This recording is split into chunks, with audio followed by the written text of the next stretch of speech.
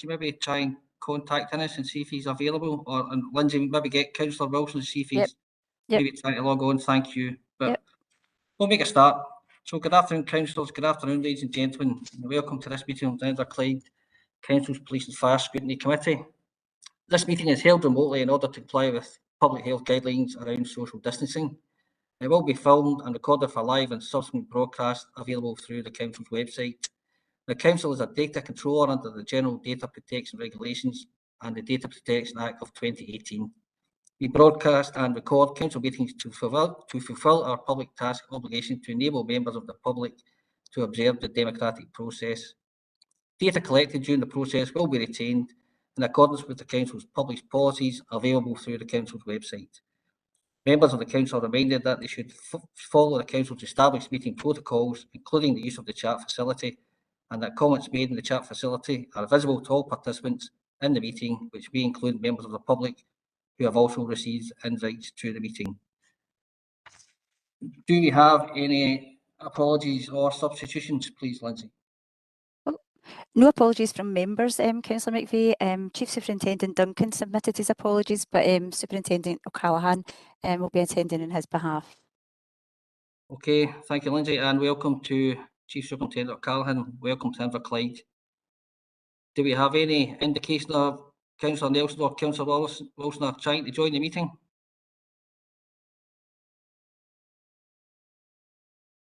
Colin's trying to get them, but he's not been successful yet.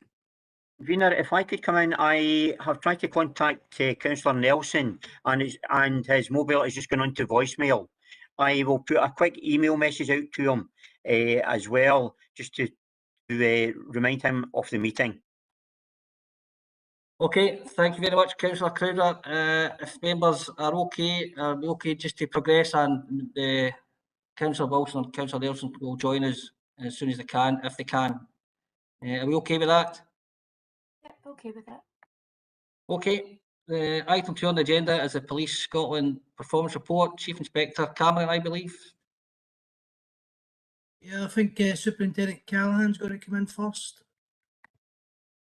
Okay, Superintendent. Yes, good afternoon, Chair, Councillors, colleagues. Firstly, probably apt to introduce myself, Pat O'Callaghan. I'm a newly appointed Operations Superintendent for Renfrewshire and Inverclyde. Have to say, absolutely delighted to be here. I've spent the last couple of years working centrally, delivering COP26, and prior to that, Head of Resilience, CT planning, and covered a number of other areas. So it's been a number of years since I've been frontline operational policing again, and working a divisional role, albeit the vast majority of my career has been divisional. So I'm absolutely delighted to get back. As was alluded to, Chief Superintendent Duncan gives his apologies. He's currently on annual leave, so he's asked me to step in, albeit I'm very new to the area. I've only been in Renfrewshire and Inverclyde for a matter of weeks. However, over those weeks, I have to say, exceedingly impressed, not just by the teams that are working across both areas, but also in terms of their commitment, professionalism, and actual dedication. And I'm sure that will be reflected in some of our performance figures when Paul goes into the detail of that later on in terms of our input. In terms of myself, there's a couple of things I'd like to cover with You're OK, Chair, and that centres around a number of things we're dealing with nationally. Policing, like any other organisation, continues to be affected by the pandemic. That has given us a number of challenges, and has given us a number of challenges as we've started to come out of the pandemic, and Paul will touch on them in terms of his presentation. More locally, some of those challenges we're currently experiencing within our call centre, for example, where we're running at absence rates of about 20% just now, which is still seen as maintaining our 999 coverage and dealing with calls within the specified time frame. But other challenges around the 101, you're probably aware there's been recent coverage in the press where members of the public have been encouraged to contact the police using a range of forums. That's either attending the office, as you would traditionally do, online to book an appointment, or bear with us when it comes to 101. A meeting is recently as the last couple of days, there's a number of measures have been put in place to address that 20% shortfall, I'm pleased to say, which should be seen as returning to our normal standards of call. That includes members of police staff who are working part-time, moving to full-time, colleagues who had booked annual leave, cancelling their annual leave, and others working overtime to ensure that the coverage is what it should be. In addition to that, a previous role, I had responsibility for major events across the west of Scotland, and it always irked me a little, and I'm sure it irked yourself, where you saw my policing colleagues going out of local areas and going up to police national events elsewhere. A pleasing reflection and a pleasing decision that's been made in the centre over recent days is that traditionally 10% of that event coverage in terms of number of officers who'd be working would come from what I would refer to as corporate services or background roles. It's pleasing to say that the force has made the determination that will now move to 25%. So more locally, from an Inverclyde perspective, that will ensure that more of your officers are staying in Inverclyde to address the issues and provide that reassurance to our communities that we have. So my own view, that's a very, very positive move from the force. In addition to that, as I said in my introduction, I spent the last few years working within specialist services, specialist departments, and I've tried to bring that with me, and even over the few weeks that I've been here, it's important to highlight that we don't just access the officers that we have based within Inverclyde, that in a number of roles, a number of the challenges that we face, it's important that we bring colleagues in who have unique specialisms to assist us, and I'm sure Paul will give you a couple of examples of that. None more so than yesterday at one of the drugs turns that we had locally within Inverclyde, and this morning I was involved in a firearms operation where I had colleagues joining me from as far away as Dumfries and Galloway. So we are making good use of resources from the centre. And on that, Chair, colleagues from Gartcosh have asked me to raise with yourself, supported by Chief Superintendent Duncan. Gartcosh is where we house a lot of our specialist assets in terms of covert policing, CT policing, community safety roles, along with a number of others who provide support to us here locally within Inverclyde. And the Chief Superintendent there has made an offer to come along to any future Scrutiny Committee to give you a short 5-10 minute presentation of the additional support that they give to us here more locally within Inverclyde, and I'll leave that offer on the table for yourself and fellow councillors to consider.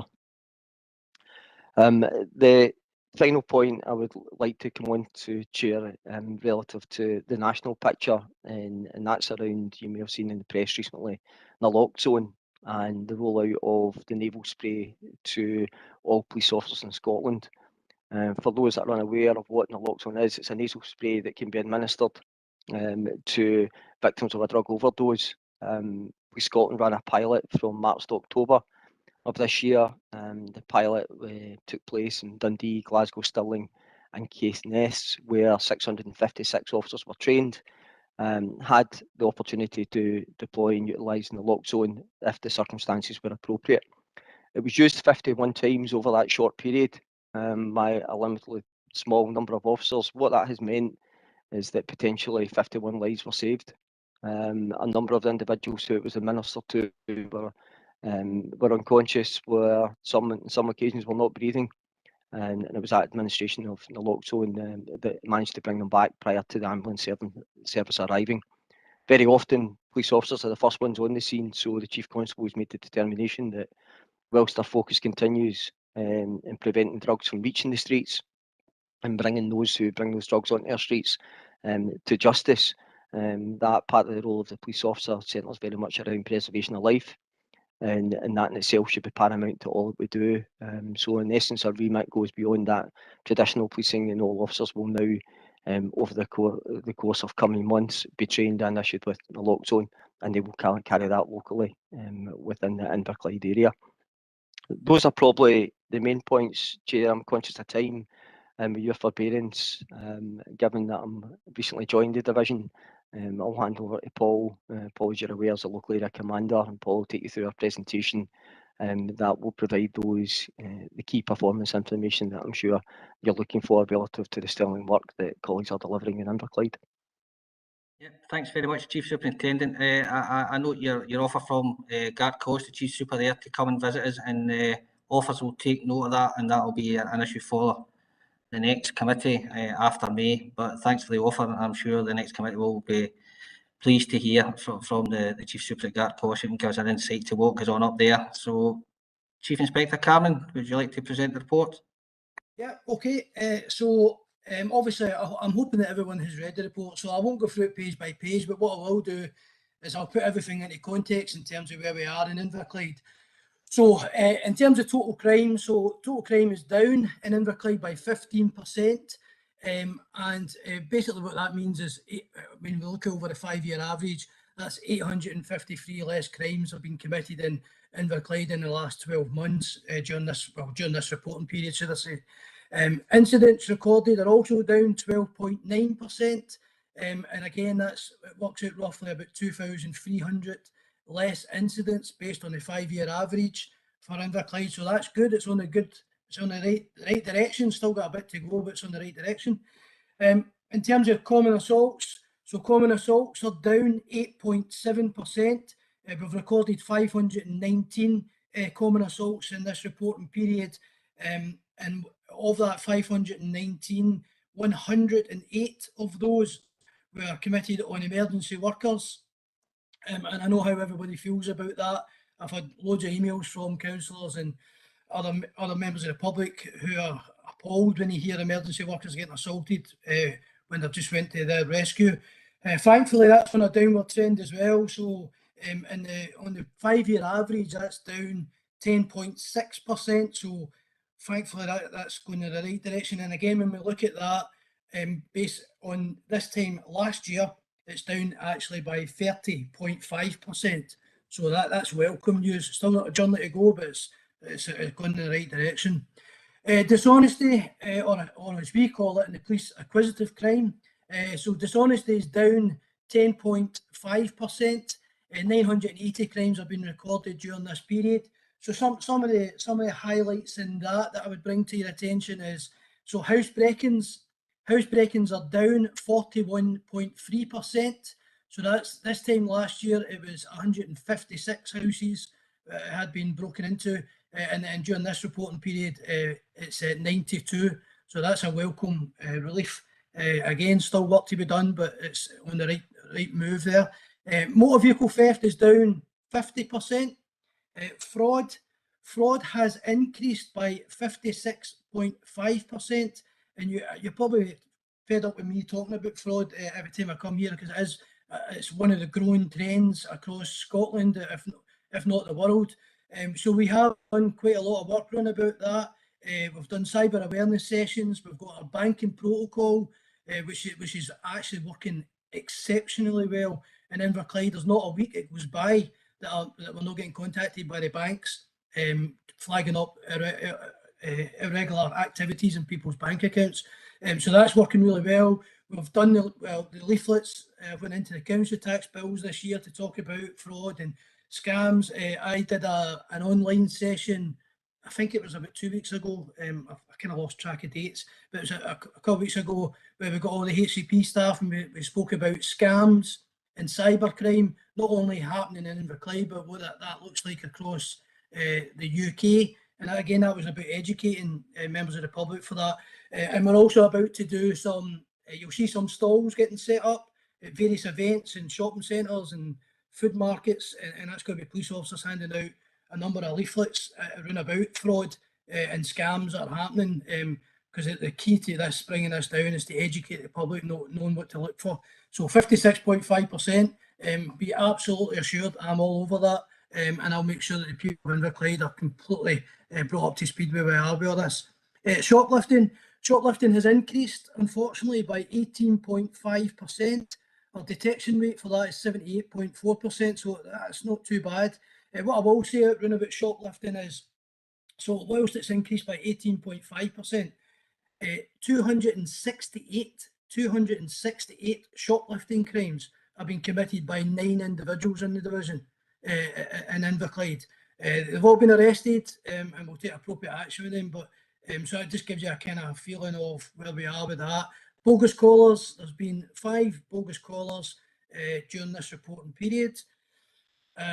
Domestic abuse, so domestic abuse is down 9.8%.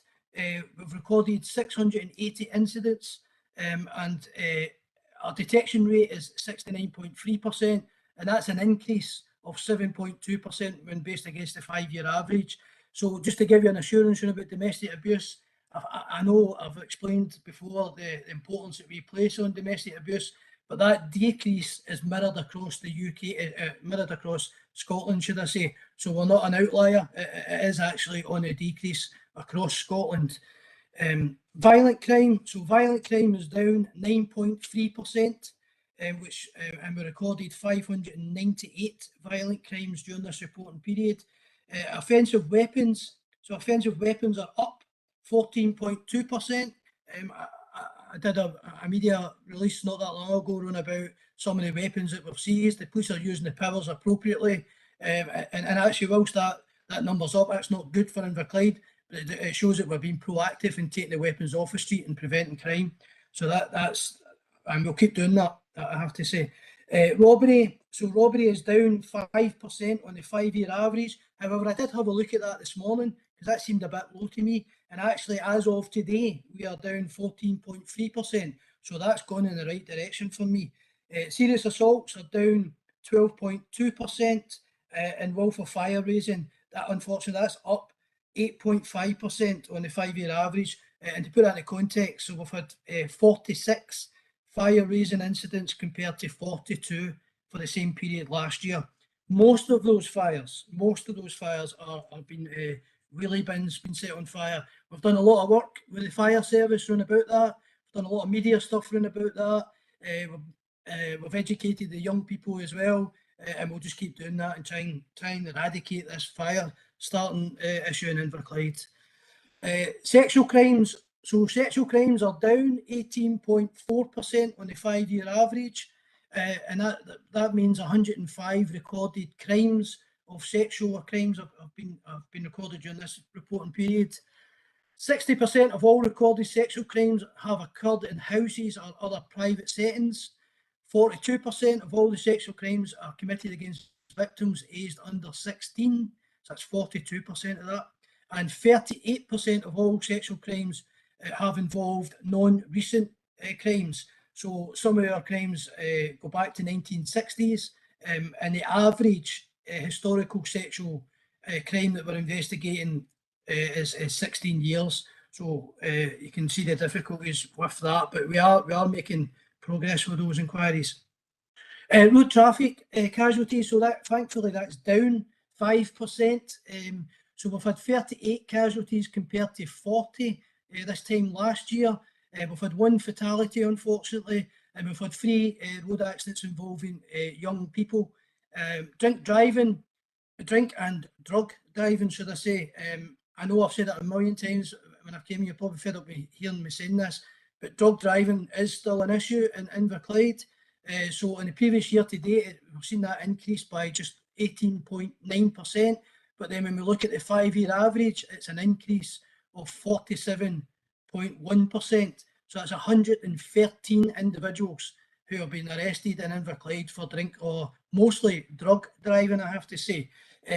What you will see is we have increased the use of the roadside drug screening test kits that we get. I've been bringing down my colleagues from the road policing service side of the service, and they've been assisting us with that. I will keep doing that because it's clear that we do have an issue with drug driving in the area. We've done a number of campaign days around about seatbelts and speeding, and we'll do that. I've got more planned.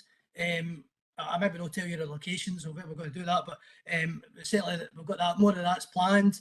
So just to give you a wee idea of that, when we've done it in February, so we ran it with road policing colleagues down here and community police officers.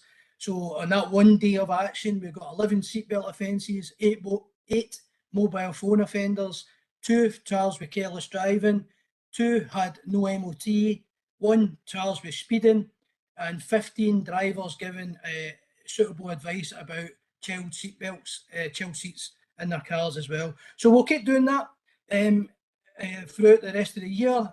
MOTs, I have to say as well. So in terms of MOTs, cars driving about without MOTs, not being roadworthy, I have to say, that's up 29.7%.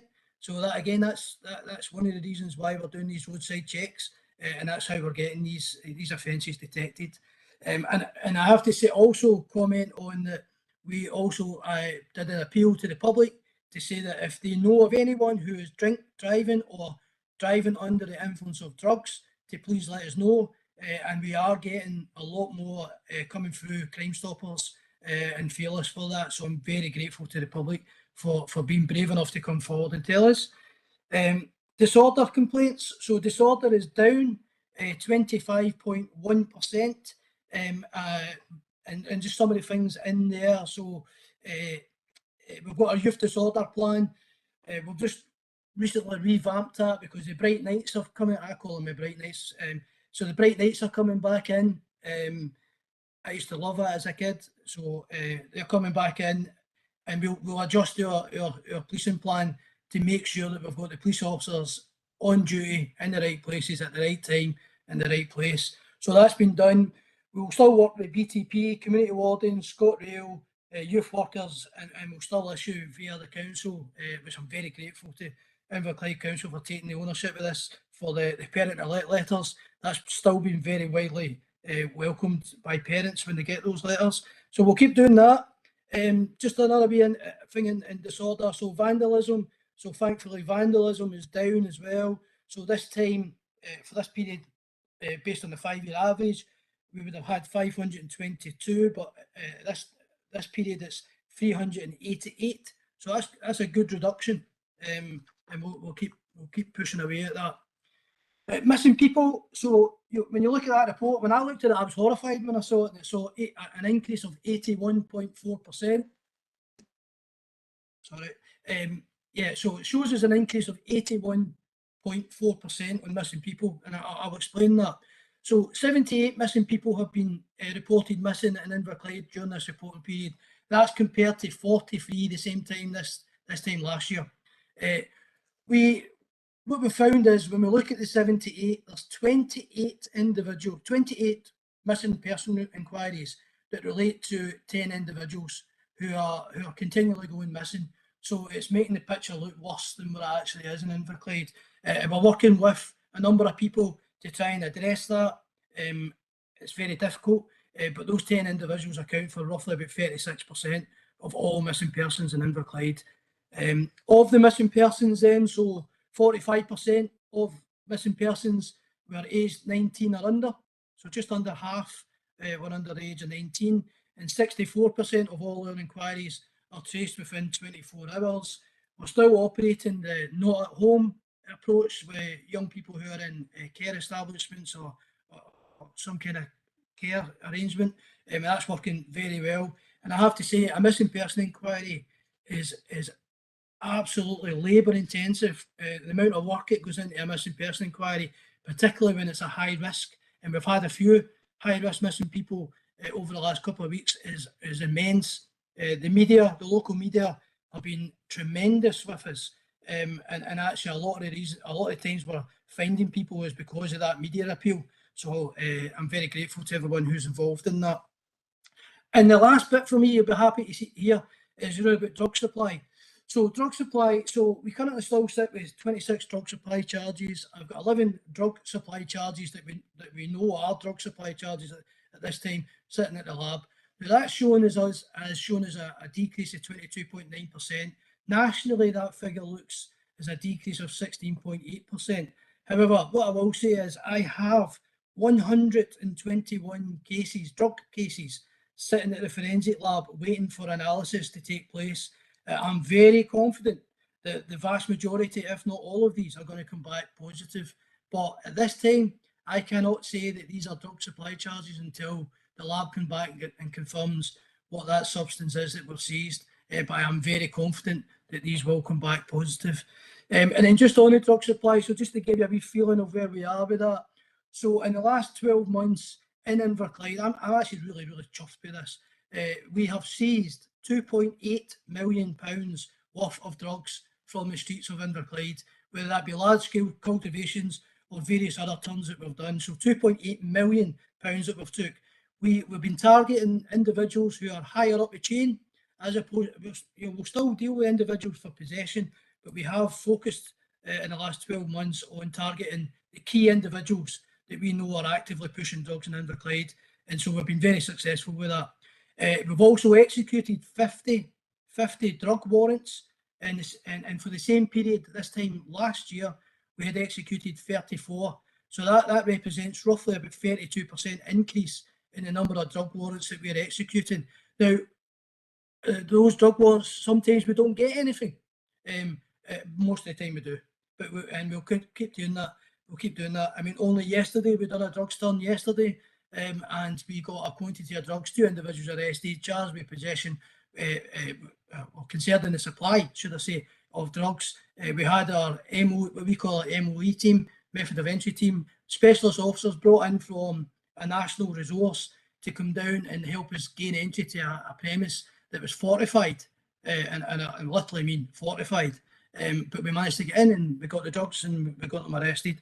So we'll keep doing that. And then when we look at, so I'm just trying to give the picture of where we are with drugs. So when you look at Inverclyde, so when you look at across Scotland, in terms of the overall drug offences, the Scottish average per 10,000 population is 43.7. So 43.7 people per 10,000 population will have some kind of drug-related offence. In Inverclyde, that number's higher than that, so it's 57.1%. So that shows that we are being very proactive around about that.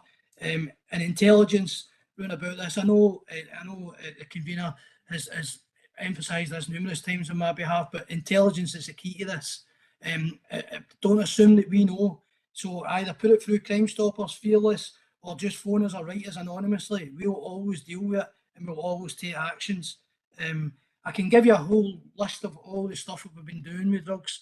Fair to say, a number of people in the jail, loads of drugs been seized, and we're not going to stop. And I'm going to stop at that, and I'm happy to take any questions. Okay, thanks very much, Chief Inspector, for your comprehensive report. Just one note, Lindsay, you know, Councillor Wilson has submitted his apologies by phone. So I'm going to open up now for questions. It's Councillor MacLeod first. Jim? Yeah, thank you, convener. First of all, Paul, congratulations on your report. It's great news to see that yet again, across the board, we're seeing more crimes falling.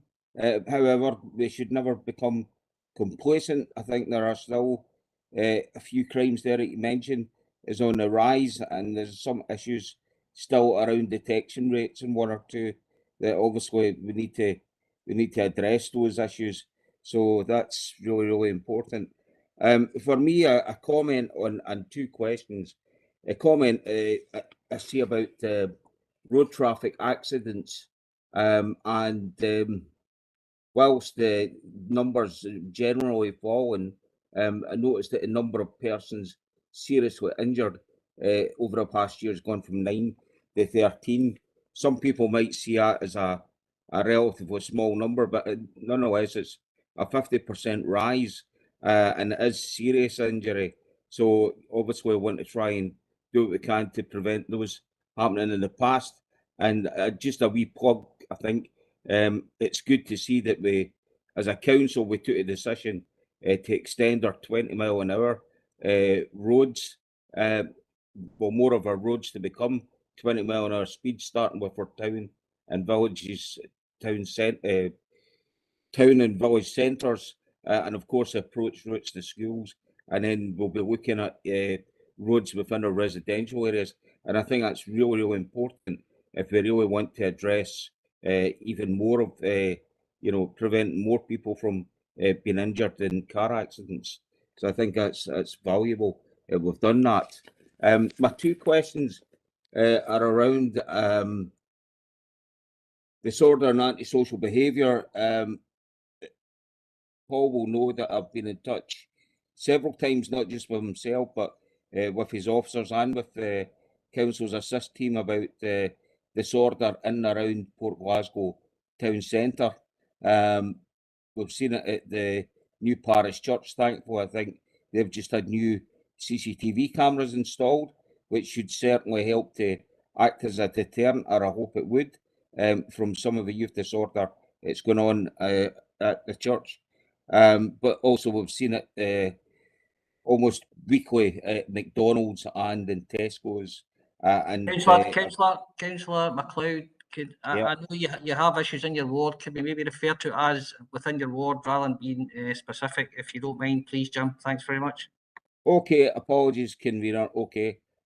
Yes, you know there are issues within the town centre area then. And I know you are addressing some of these, and I've been contacted about actions that are being taken, about contacting parents and speaking to youngsters at schools.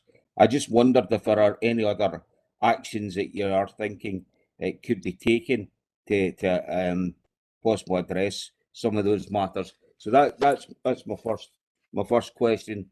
And the second question. Convener, apologies, can I interrupt? And just before the police officer answers that question, can I just ask the officer to be careful not to refer to any specific case and to provide advice in generic terms? Thank you.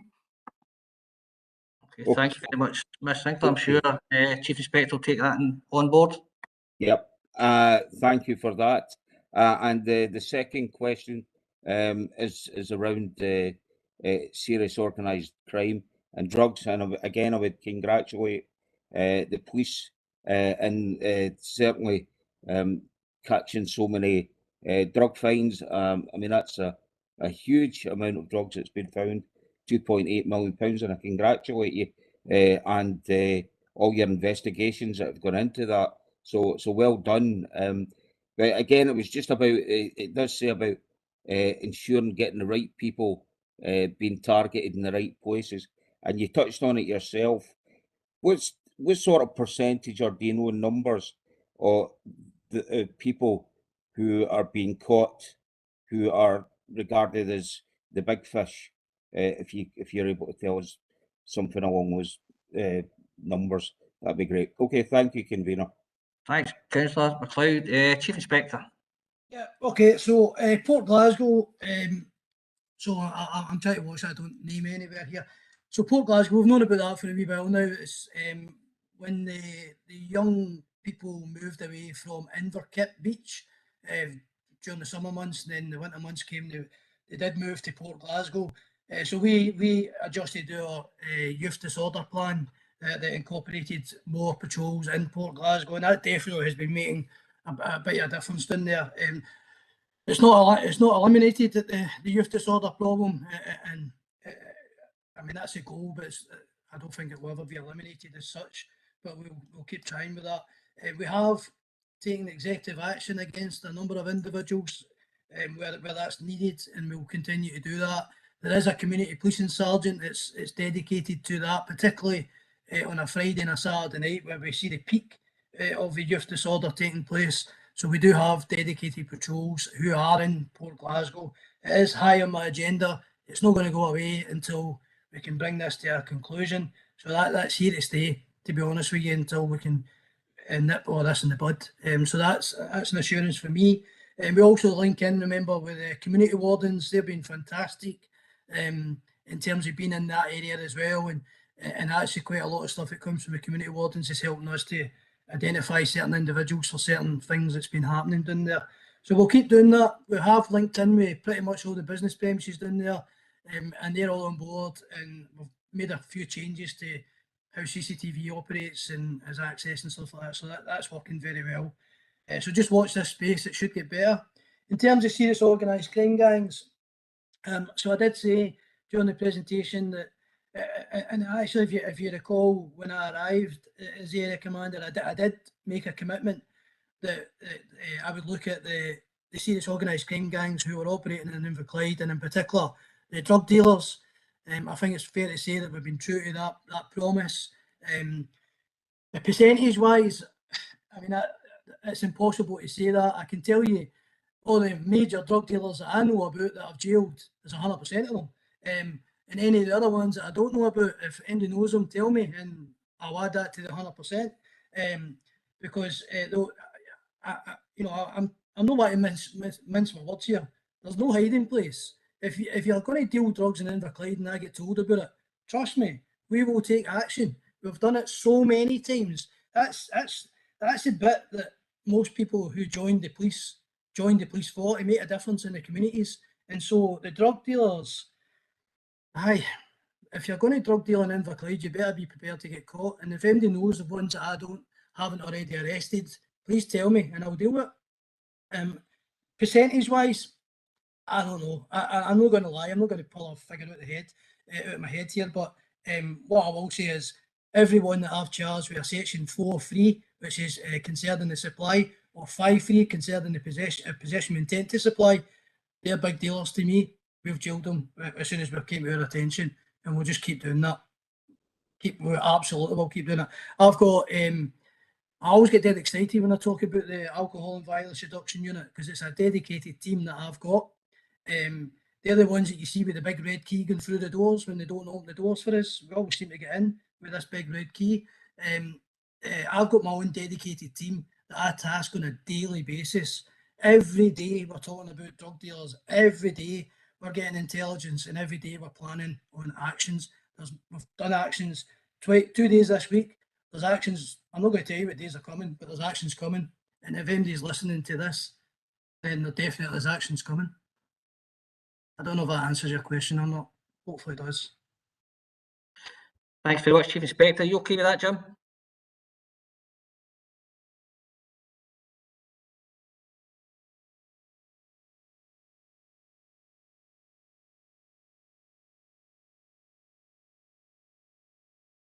I think we've lost. Sorry. Yeah, all I was saying was thank you very much for your response. And you know, here's to more people being caught dealing drugs. But I'd also like to congratulate our community warden service and all that they do in support of the police and to support our community. Okay, thank you. Yeah, thanks, Councillor MacLeod. We'll move on to Councillor McElhaney, followed by Councillor Maguire, and then Councillor Crowder. Jim. Yeah, thanks, Convener. I would just echo Councillor MacLeod's comments. Congratulations to the team, Paul. It's great to see the trends on a downward spiral. There's a couple of questions from me. The first one we touched on at the end there about the community relationship we've got with the warden, etc. And I know we've had briefings on the community partnership hub, and we're still waiting to get this one-stop email address just to find out when that's going to go live. So that's the first question. The second one is relating to the missing people, particularly for the young in the care homes. So this is maybe a question directed maybe at Ruth and Martin.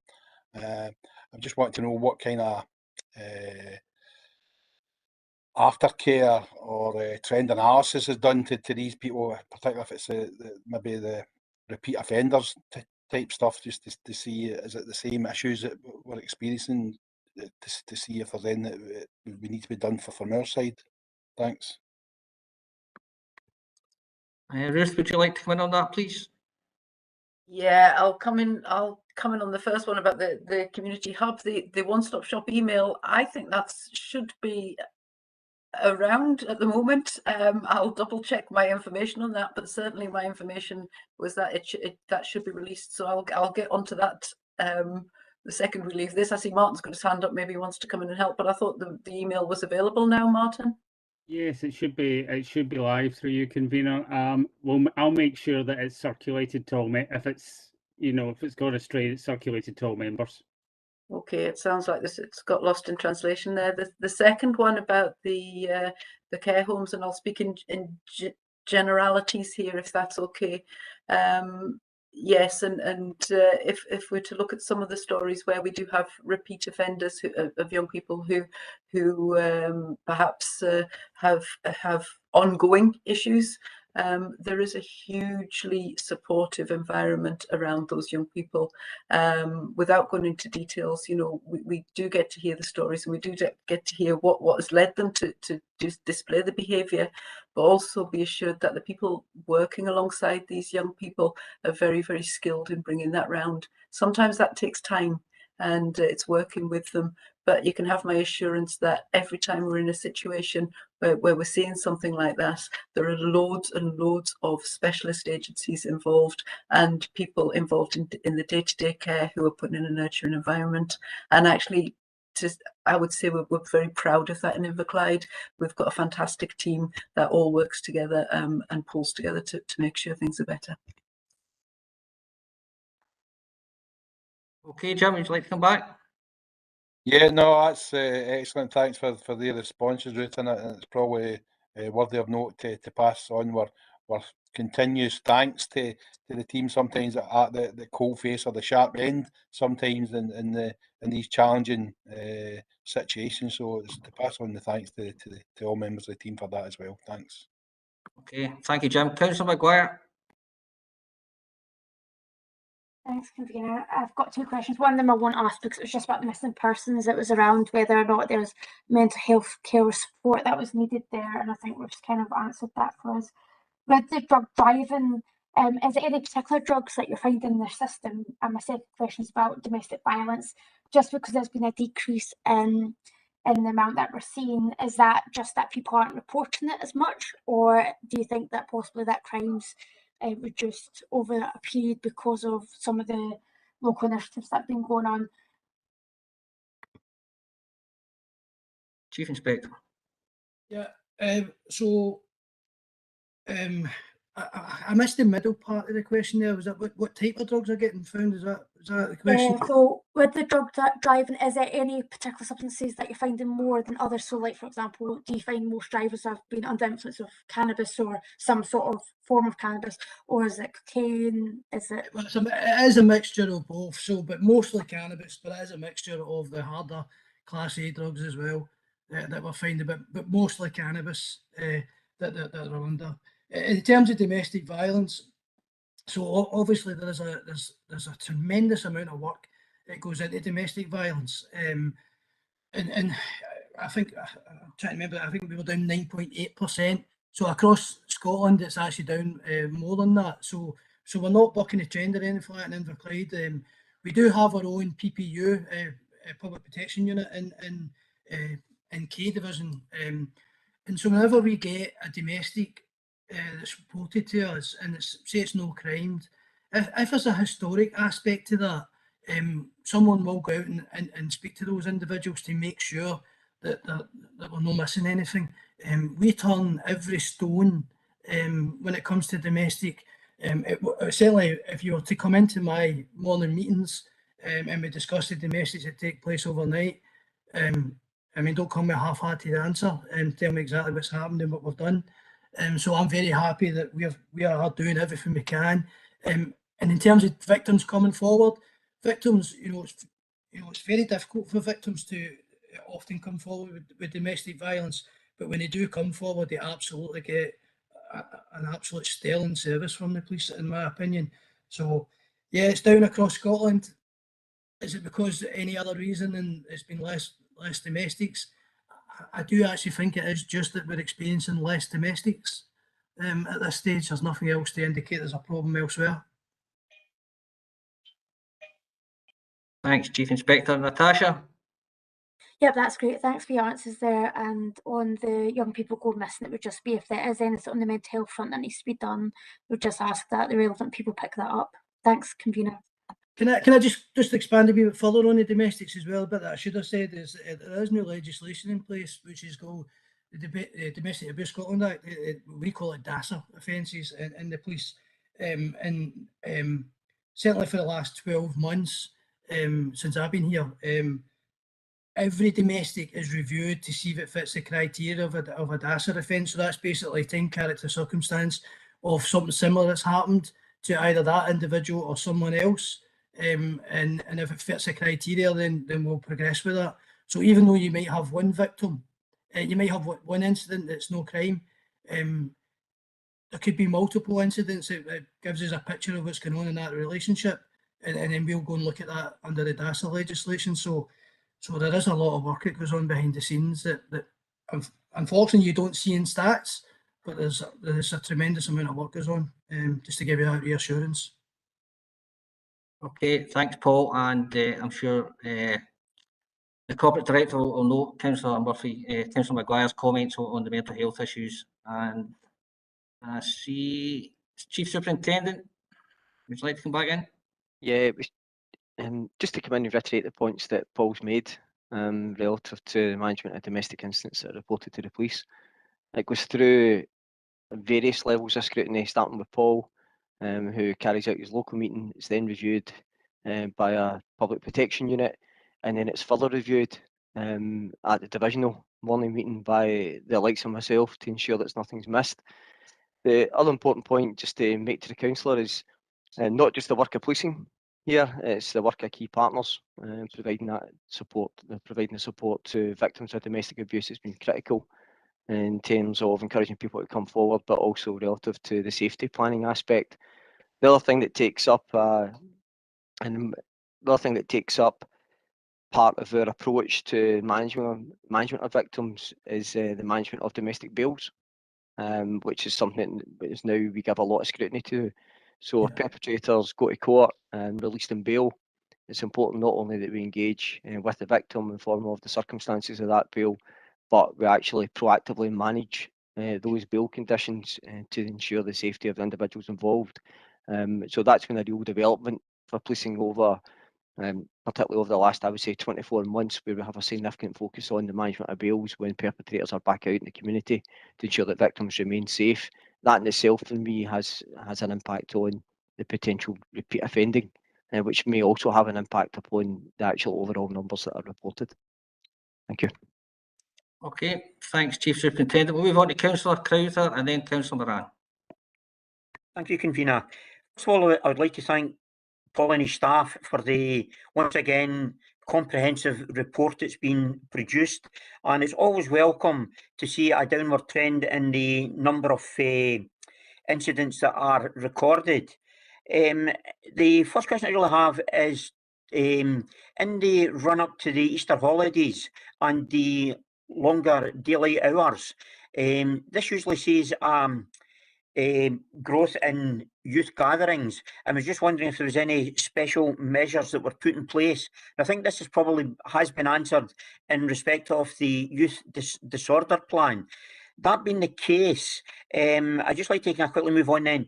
And as this is the last meeting before the forthcoming local authority elections, I was just wondering if you'll be putting in place for the next batch of councillors the opportunity to tour the district with the officers so that they can have a greater insight of the work that's being done.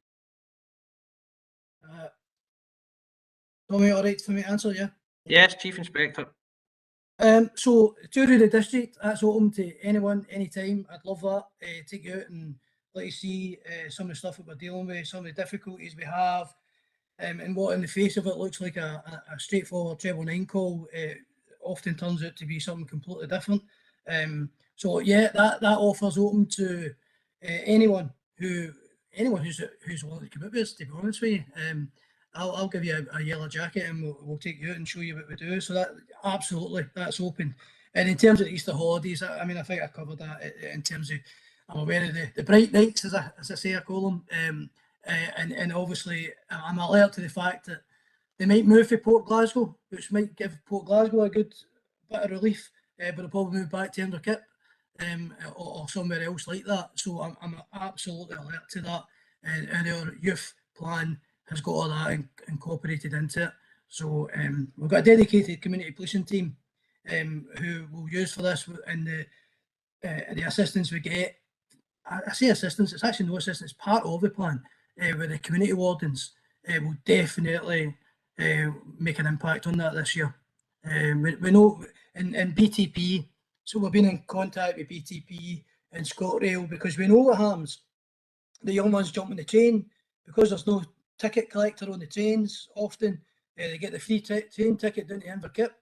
Beautiful part of the world. I'd probably go there as well. But when they get there, they cause no end of grief for the locals down there. So I'm absolutely alert to that, and we've got a plan in place for that, and hopefully it works. I say hopefully, it will work. It will work. Yep. Okay, thanks, Paul. John, would you like to come back?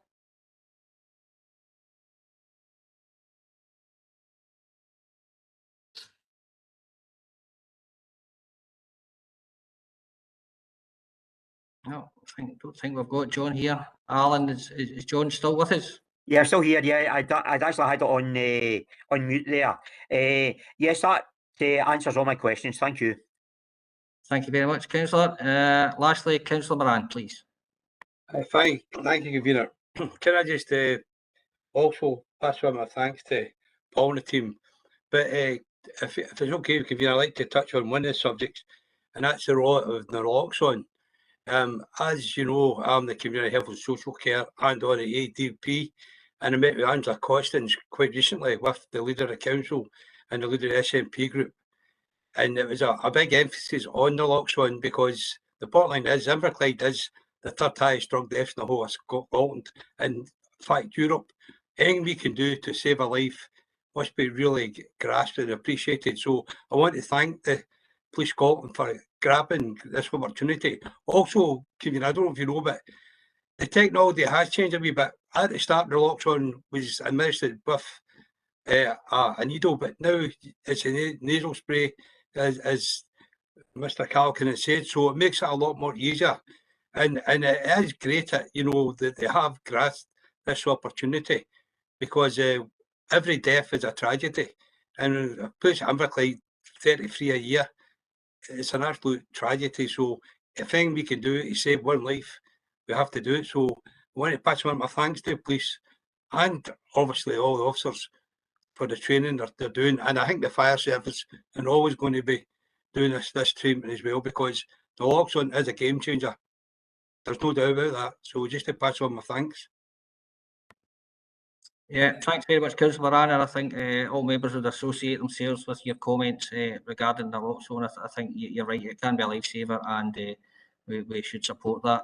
Yeah, so, and Tommy, can I just say on just the naloxone then, so because it's been a debate at a number of meetings that I've been at. I can give an absolute 100% assurance that I will be pushing naloxone to get rolled out in Inverclyde as quickly as I can, and there'll not be any obstacles in the way. I want it here, the officers want it here, and so does the community. So it's going to come, and hopefully it'll come soon. Okay, thanks very much, Chief Inspector. Now we'll move on to agenda item 3, which is Scottish Fire and Rescue Service Long-Term Vision Report. Is that yourself, David? Convener, thank you. Marty Hill is deputising today for me. Murdo Henderson, unfortunately, the day job has got in the way, and he's currently dealing with an operational incident. So I'm not sure if we have the presentation at your end, or whether you want me to share my screen and Marty can talk you through. Yep, no, you carry on, David. You carry on. Hopefully the technology will work.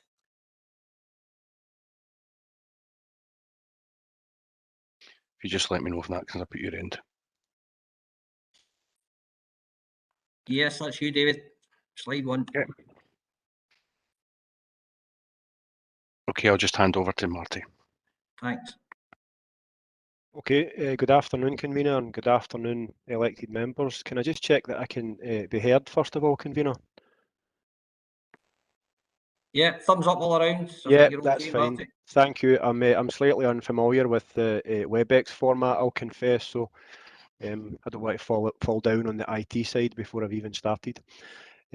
So firstly, just by way of introduction, as Mr. McCarry said there, my name is Marty Hill. I'm a group commander. I'm based in your own area, but predominantly my own role is over the road in Renfrewshire. So as I understand it, the timeline of today's scrutiny meeting falls slightly out of sync with the normal reporting frameworks. And on such occasions, and we've done the same recently over in Renfrewshire, it sometimes gives us an opportunity to perhaps update on some of the stuff that's a bit more topical and more going on more generally within the Scottish Fire and Rescue Service. So on that note, the SFRS long-term vision is very current at the moment, and I've got a short presentation just to take you through on that. But again, on behalf of the area commander, it was really just to give you that reassurance that both Mr. McCarry and Mr. Henderson will update on Q4 at a later date, just when the stats for the quarter as a whole become available. So On that, convener, and just with regard to the first slide there, and by way of lead-in, committee members may have some degree of understanding on this just because of a consultation piece that we ran previously, but the long-term vision document that's been released by the Scottish Fire and Rescue Service essentially sets out the future direction of the Fire and Rescue Service over the next decade or so. The finalised vision document is by and large the result of a fairly extensive consultation process that's taken place internally and also with partners and other stakeholders outside the Fire and Rescue Service. So that consultation piece that I've just touched on there, that started back in 2020 with a variety of internal staff workshops and engagement events, and they took place right across all of our duty groups and staff groups to begin with. All of that information, what came out of that initial consultation process was then fed into the drafting of an initial vision document that was able to be shared with partners, with community groups. It was shared across forums such as the one we're on today and so on. And committee members may be aware that, or may recall that we ran a public consultation process over the summer of last year, really just looking for thoughts and opinions on that draft document. That consultation was by and large a digital consultation, just due to the fact that we were still really in the middle of the pandemic, but nonetheless you may recall being updated on that. So I guess in summary, it's really just to make you aware that it's that consultation process from last year by and large that's shaped the final long-term vision document, which has now been approved by the Scottish Fire and Rescue Service Board. So the vision, the presentation that I'm going to go through is not a lengthy presentation. The vision document itself it's not a lengthy document. It's not weighty in terms of policy and content, nor is it intended to be, but it does set out the 4 strategic intentions and the 8 overarching priorities for the Scottish Fire and Rescue Service for the next decade or so, and it's some of that, convener, that I just want to come on to talk about. And with that, if I could maybe ask the Area Commander just to take me on to the next slide, please.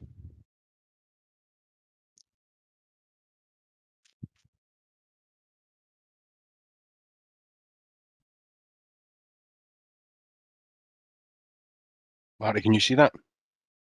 No, I'm still just seeing the front slide. Okay. Maybe if it's, see the view show part of it. It's okay, it's actually on my screen.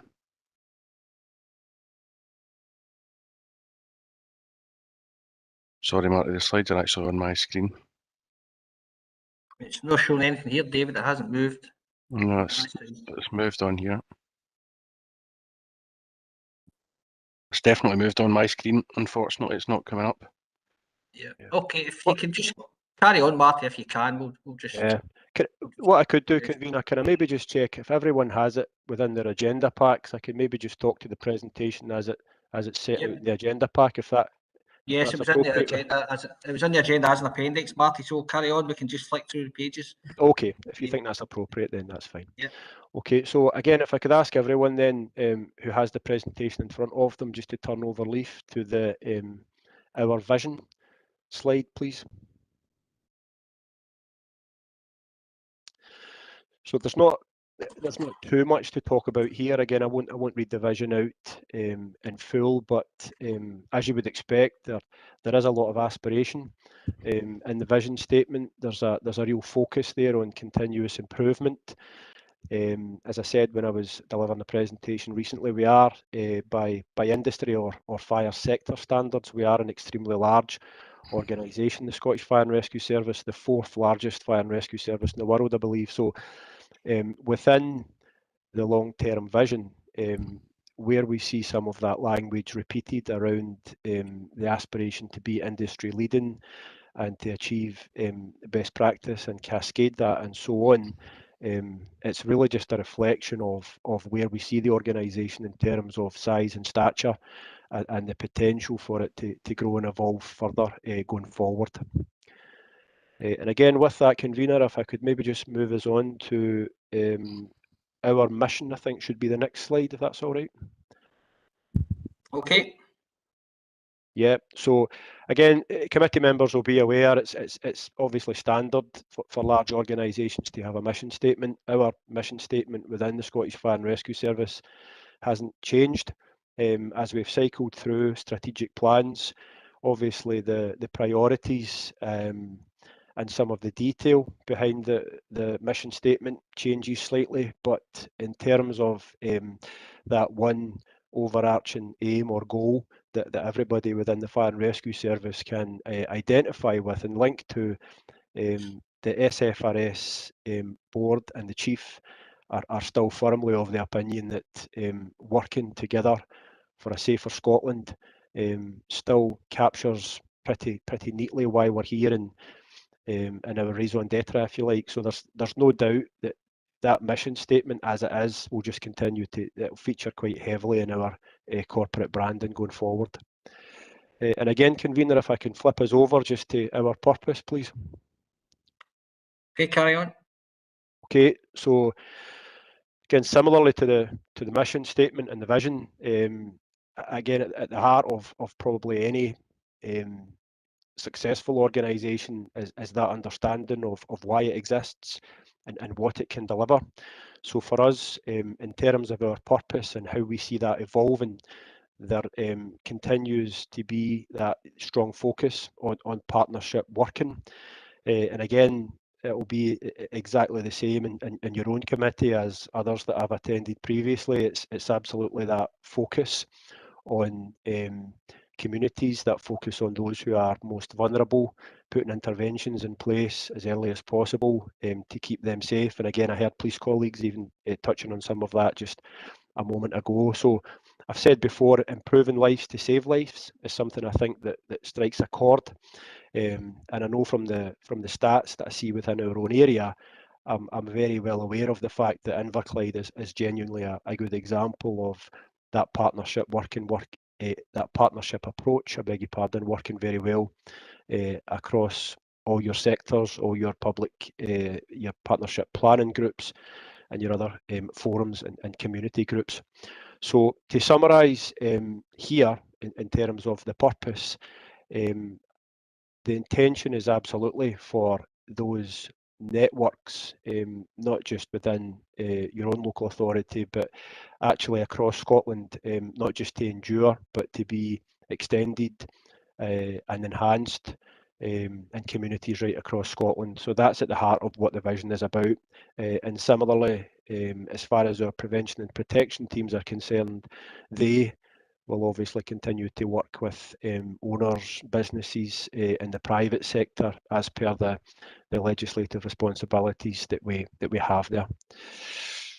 And again, convener, if you don't mind, if I could ask committee members just to flip over, please, to the strategic intentions. Okay.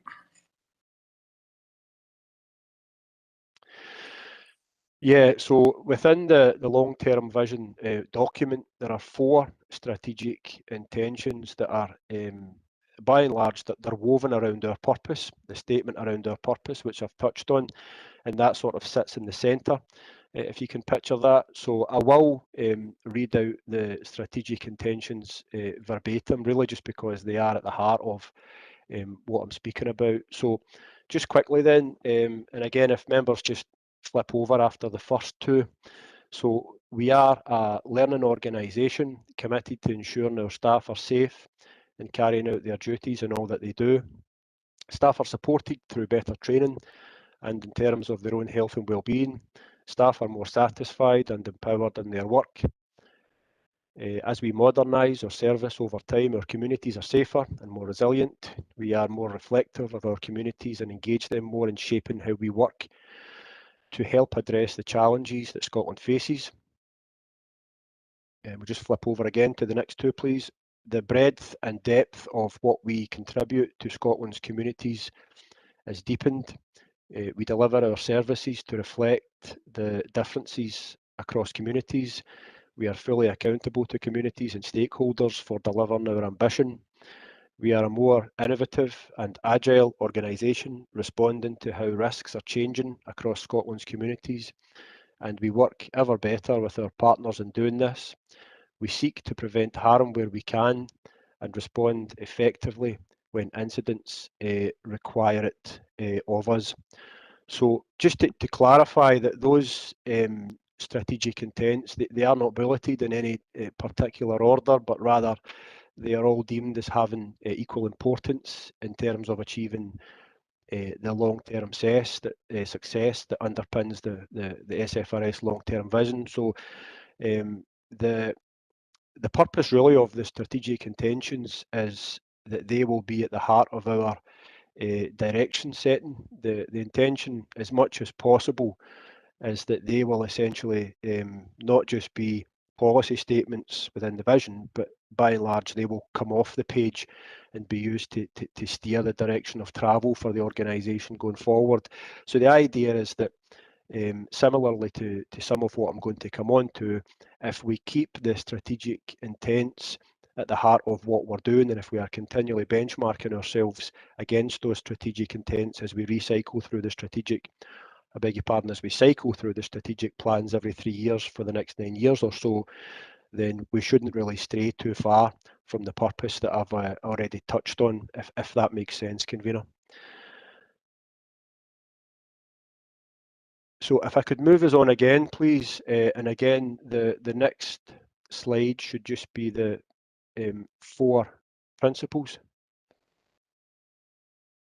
So there are, as I say, there are 4 operating principles and there are 8 priorities within the long-term vision document. So I'll touch on the 4 principles first of all, and then I'll come on to the priorities, and I'll finish just by talking briefly about how they link together. So just in terms of the top left there and being progressive. So for us, that's there's a lot of good work that's underway already, obviously, in terms of innovation and continuous improvement, but being progressive is really about us ensuring that all of that continues apace, basically across everything that we're doing. So whether that is how we are embracing new technology, using that in terms of how we respond to incidents, how we are attracting on-call staff, looking at work patterns for existing staff, whether that be reducing our carbon consumption. So there are a number of pieces of work underway within the Scottish Fire and Rescue Service, which I think already demonstrate that commitment to being progressive and that continuous improvement commitment as a whole. So again, we have for example, we have a service delivery model program that's underway, and within that there is a community risk index model that's seeking to interrogate data and demographics in order to determine community risk and so on over the next decade or so. So all of that stuff that I've touched on very briefly there, by and large, and much more is captured within that progressive continual improvement piece. And again, if I could just flip us over to the top right hand side there and being inclusive. So as we've reiterated a number of times, it's very, very important for the Fire and Rescue Service to be as inclusive, as diverse as the communities that we're serving, and the organisation is absolutely committed to that and will continue to be across the lifespan of the long-term vision. And again, even within our own East Renfrewshire, Renfrewshire and Inverclyde area, there are good examples of where we've tried to progress that. An example being last year where we ran the information session for potential female firefighters. So again, we really want to try and, for example, challenge those outdated stereotypes of the Fire and Rescue Service, and positive action campaigns such as that one, assist us in doing that. Some people think that the outdated stereotype of the sort of bulky male firefighter is harmless, but in actual fact, in many occasions there are numerous examples and evidence that it's those stereotypes that are leading to some people within underrepresented groups thinking that perhaps the fire and rescue service isn't a career for them, when what we want to get over is that it absolutely is. So as I've said previously, those are areas that we will unapologetically continue to have a focus on. And just bringing us down to the bottom left hand side, please, and being people centred. So for us, that's the ongoing commitment to the health and well-being of our staff. And again, there are a number of elements within that, understanding the impacts as we hopefully emerge from the pandemic, the impacts on our staff and so on. But in addition to the health and well-being of our staff, which is uppermost, being people-centred is also about ensuring that as much as anyone else, it's the staff and the employees within the Scottish Fire and Rescue Service that are shaping the change processes as we go forward. So one of our ACOs likes to say, nothing about them without them, is his phrase, which, to be fair, seems to make sense. So that's a big part of it, and it's also about, for us, ensuring that as we go forward, we are ensuring that individuals are trained and developed correctly and appropriately to do their job, as that job within the Fire and Rescue Service, and that role perhaps changes and evolves to a degree over the course of the long-term vision. And again, just in the bottom right-hand side, being connected. For us, it's really it concerns how we interact with pretty much everyone and anyone, really, and how that shapes up going forward. So we've spoke a bit previously about how the pandemic has forced everyone to across all organisations to exploit technology. And it's a bit strange to say coming out of the pandemic, but there's a reasoned argument to say that we're actually better connected as a result, given that for the most part the IT works these days. So as we've been forced to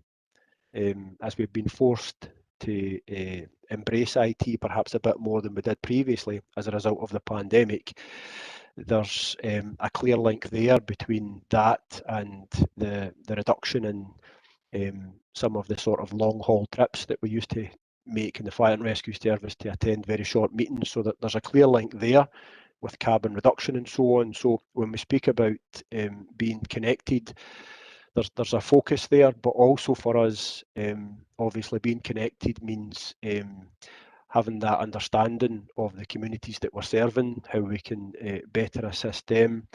And some of that comes back to the service delivery model programme, the community risk index model, and some of the work that's going on there that I touched on previously.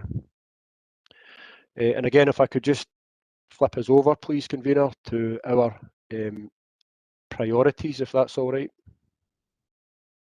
Yeah, okay. Yep. So I'm almost finished, but there are 8 priorities for SFRS within the long-term vision. Again, there's a whole lot we could speak about, but given time constraints and the busy agenda, what I plan to do is I'll quickly just go through the 8 priorities and how they link to the strategic intents that I just spoke about there. So just quickly then, on the left-hand side, investing in developing leaders and training our staff to the highest standards. Being an organisation that works in agile and smart ways to support staff to achieve a positive work-life balance. So clearly, those two are about being people-centred. Being innovative in the use of technology, data and information to change how we work. Prevention being at the heart of our service delivery model as it evolves to meet Scotland's changing needs. Again, clearly that links back to us being progressive. And again, if I could just flip us over, please, convener, just to the last ones, the last 4. So on the left-hand side, partnership working being at the core of how we work. That is absolutely what we are aspiring to. valuing different views and experiences and backgrounds within and out with our organisation. So once more, that's about being inclusive, and I spoke about some of that. And just on the final two on the right hand side, being a more environmentally sustainable organisation and being driven by a deeper understanding of the needs of communities. So again, hopefully in the brief time that I've been speaking, hopefully I've touched about some of that, and that is absolutely about being connected to our staff and being connected to the communities that we are serving. So again, with regards the community, I beg your pardon, with regards the priorities, that really comes back similarly to what I was describing previously with the strategic intents. The intention is really to try and ensure that we have that continual focus on those priorities, and again, in doing that, the service ensures that the priorities remain relevant to what we're trying to achieve. So that's me at the end of the presentation, convener. It's really just a quick overview of the long-term vision, as I say, for the Scottish Fire and Rescue Service, and what some of the focus is likely to be for the next 10 years or so.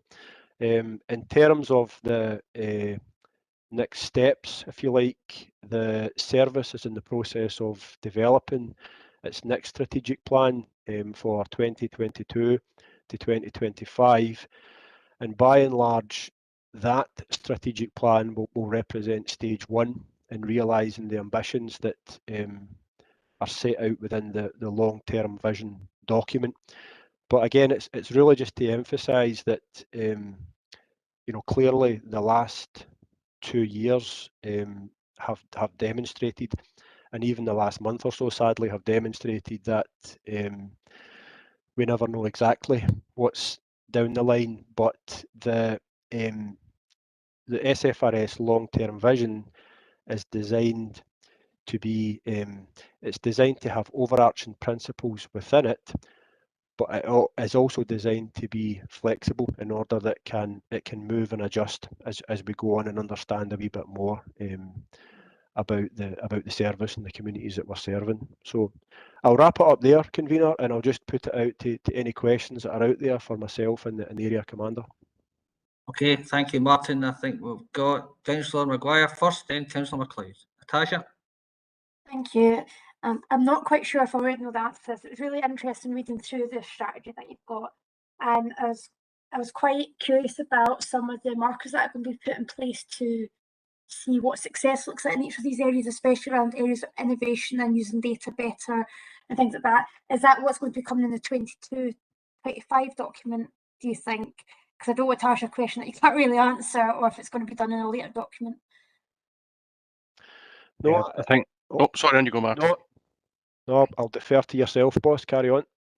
I think that's an accurate assessment of some of the work that's going on behind the scenes. A massive amount of work going on from some of our internal partners, both in ICT, around new software, new technology, and how we look at our property portfolio across the organisation, how we can develop that in terms of the net zero ambitions. So we're already seeing that across our infrastructure in terms of solar panels, electric vehicle charging points, but more importantly, when we look at the data more generally across the country, to make sure that we've got resources in the right place at the right time. So probably the measures of them, yes, will come from the new framework and the new strategic plan, and we'll be in a position to bring that back at future committees to see what, as you say, what the outcome is, because I think that's always the what if question.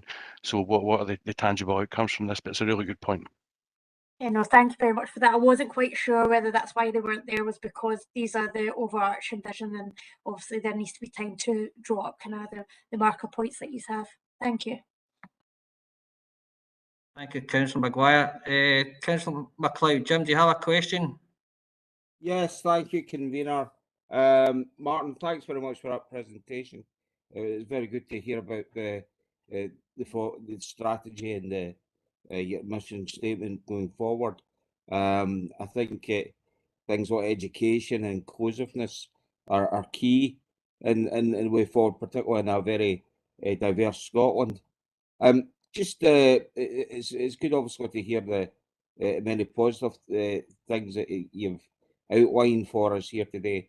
I just wondered though if there's either yourself or David have any concerns going forward for the next 10 years. If you have, if you could maybe mention what some of these could be. Thank you. I'm a hugely positive person, Councillor. I tend not to get too concerned about things. We have a fantastic organisation, and that's not me being naive. My colleague from Police Scotland were coming on. Inverclyde's a really good example of how partnership working helps, and I've been linked with Inverclyde for a number of years now, and I'm fiercely defensive of it. We've got, and I don't say this lightly, we have fantastic people working for us in Inverclyde, and we have really good relationships.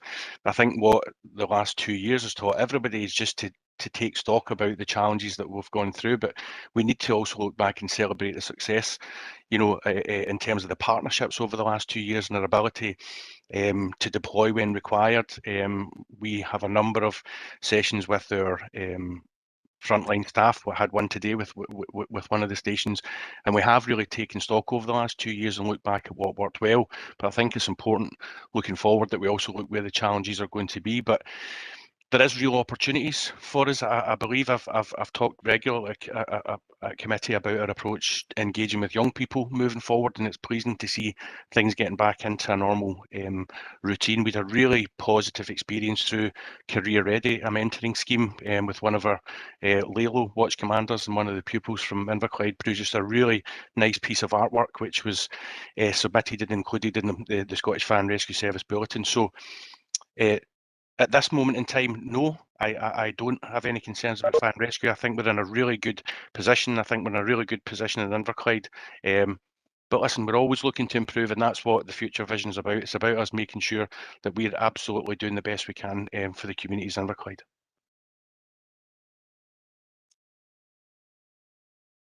Okay, Jim. Yeah, can I just say to David, sorry, David, I wasn't trying to look for anything there. I was you know, I wasn't trying to you know, exploit anything that might be concerning for the future. I just wondered if there was anything. Again, I'd commend you certainly for all the work you do, and especially over the last 2 years with the pandemic, and particularly the work that you do around prevention, which you've been doing for a number of years now. That has been really, really helpful and has prevented a lot of fires and incidents over the years. So well done to you all. Thank you. Thanks very much, Councillor MacLeod.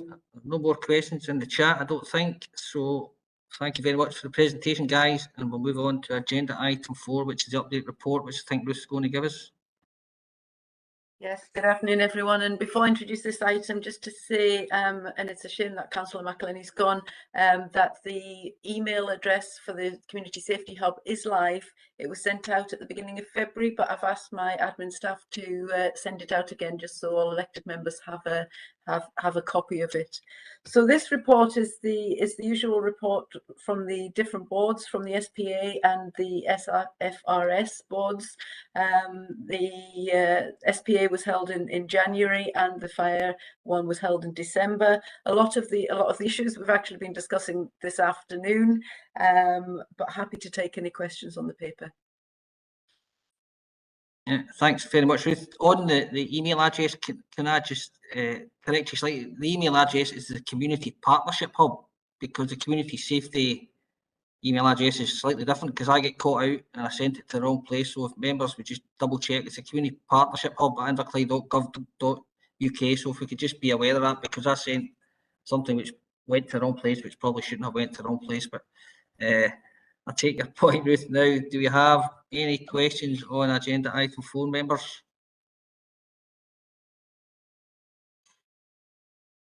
Okay, I don't see anything in the chat. I don't see any other questions. Now, the next agenda item is exempt, so that we will be in private session. So the police and the SFRS will be leaving us. But gentlemen, can I just thank you for all your input and your contributions and your professional commitment when dealing with the committee and members over the last 3.5 years. It's been great to have you on board, and we thank you for taking the questions in the right spirit and accepting as we all do. We want the best for Inverclyde.